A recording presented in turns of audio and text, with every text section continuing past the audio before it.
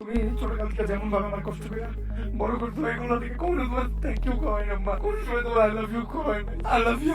Guys, Omar on fire এবার পাগলের মতো কান্না করছে। কেন কান্না করছে? তার বাস্তব জীবনের কিছু ঘটে যাওয়া ঘটনা শেয়ার করতে গিয়ে কান্নায় ভেঙে পড়েছে ওমর অন ফায়ার। সেই নেপালে গিয়ে নানু এবং মাকে আই লাভ ইউ বলেছেন তিনি, এবং সেখানেই কিন্তু ইমোশন ধরে রাখতে পারেননি ওমর অন ফায়ার। তিনি কেঁদে কেঁদে বলেন, নানি আম্মু আই লাভ ইউ, আমি তোমাদেরকে অনেক ভালোবাসি। লাভ ইউ কয় না, আই লাভ ইউ। যে ব্যক্তি মানুষকে সব সময় হাসানোর চেষ্টা করে সেই ব্যক্তির মনে এত পরিমাণে কষ্ট থাকবে আমরা এটা কখনো আশা করিনি। অবশেষে তিনি তার জীবনের ঘটনাগুলি তুলে ধরেছেন আমাদের সকলের মাঝে। এই ভিডিওটা দেখে আমাদের অনেক খারাপ লেগেছে এবং আমরাও অনেক পরিমাণে ইমোশনাল হয়ে পড়েছি এই ভিডিওটি দেখার পরে।